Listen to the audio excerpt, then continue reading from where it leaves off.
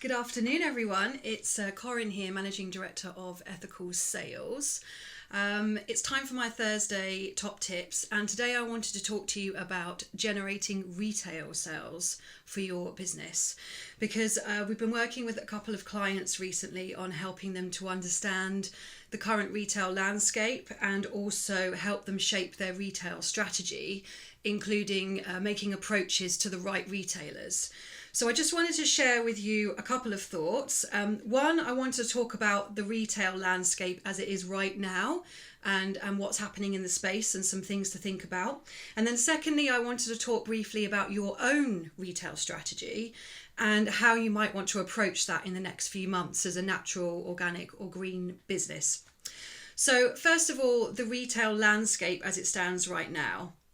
So I wanted to talk a bit about consumers, because obviously consumers are the backbone of retailers, and the global pandemic has been called a black swan event in terms of consumer behaviour and also consumers thinking about their future purchasing decisions.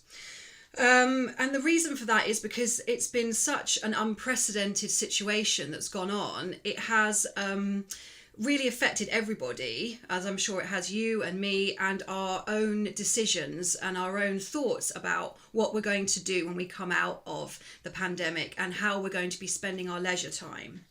So that's quite interesting. It could be seen as a bit scary because, are we talking about the end of the high street? Are we talking about, retail, massively changing? I don't think so. I think the good news is for you as a natural, organic or green business is that consumers now more than ever before are really thinking about the values and the types of businesses that they want to buy from. And the core trends that are coming out are around trust, community, health, and environment. So I see it as a very positive, actually, a positive opportunity. If you are a purpose-driven business, if you do have an organic brand, or you're looking to launch a new business in that area, then you've got a real opportunity to capture that consumer mood. So that's the one thing I want to talk about in terms of the retail landscape is the consumer mood. And I would suggest you do look into that in a bit more detail. I've posted quite a lot about this on my Facebook page recently, and really think about what that means for your business and your products or services. So again, looking at the retail landscape, I want to talk a bit about retailers. So there's no two ways to spin it. It is very tough times out there for retailers at the moment. Some of them have had their doors closed for 2 or more months, and some of them are really, really feeling the situation very, very strongly, and it's very difficult for them. From my experience and from my team's experience, what we are finding is that retailers are open to conversations about new brands. The buyers that are still available, some of them have been furloughed, particularly in the bigger brands, but the buyers that are available are open to conversations.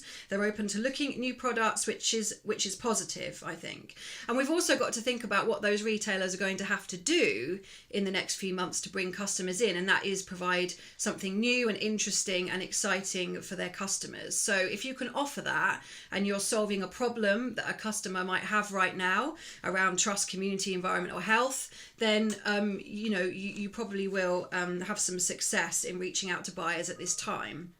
So yes, it's tough times, but from what we're seeing, it's still worth opening that door and trying to have that conversation and do some work around your strategy. And I'll talk about that a bit more in a minute.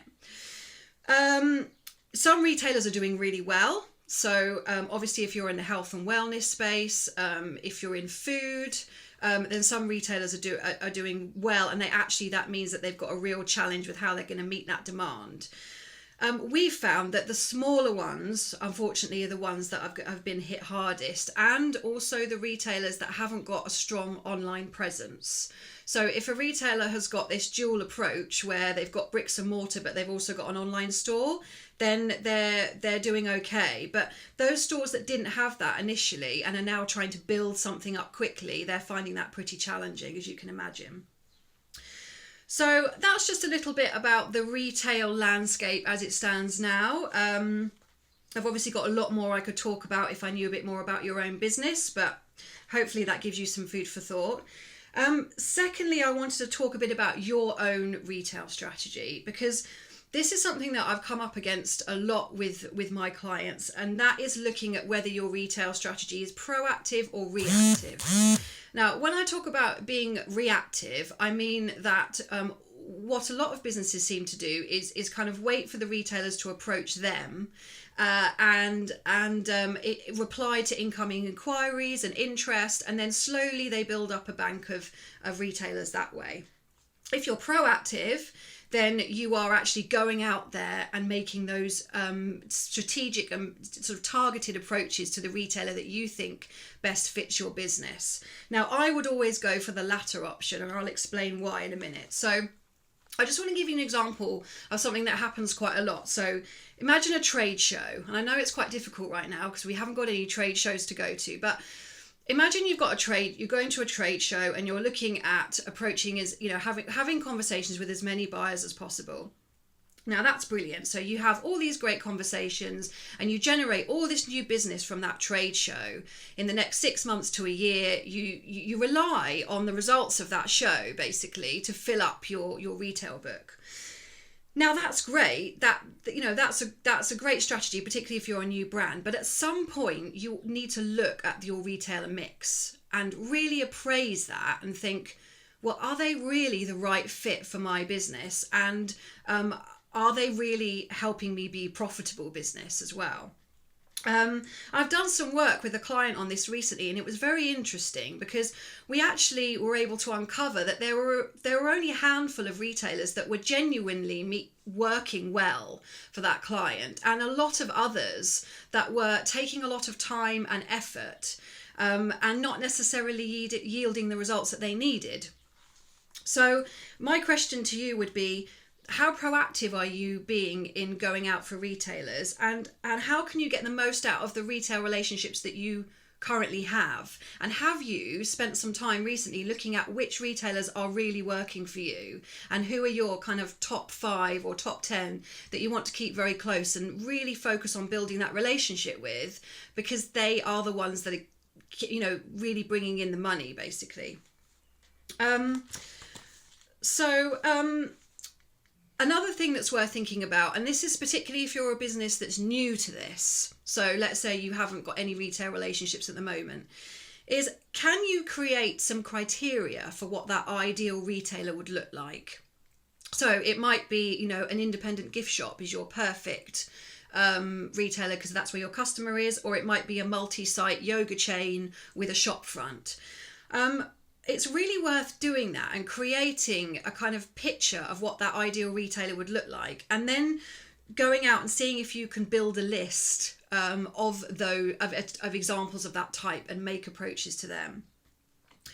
That's a really good way of starting if you feel like you've got to start somewhere. If you can't answer any of these questions that I've just brought up, then it might be that you're not quite ready yet to go out to new retailers, and I would really suggest that you really think about your sort of sales strategy a bit more deeply before you kind of go there, because it is, as we all know who do it, it's time consuming and it's a lot of work trying to bring in new retailers and then service that. So I hope this helps a bit, because I know I've spoken to a couple of of businesses recently who have been talked a lot about trade shows and how disappointed they are that they've all been cancelled this year because they were really relying on them to bring in new retailers.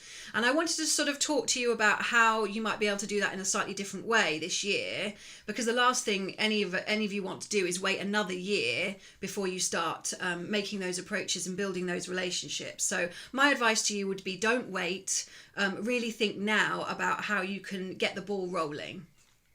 I hope that helps. I know that was a lot to take in, but I hope it's useful, and I'll be back next week with some more tips. Have a lovely long weekend, everyone. Let's hope the sun still shines for us. Stay well, stay safe, and see you soon. Take care. Bye.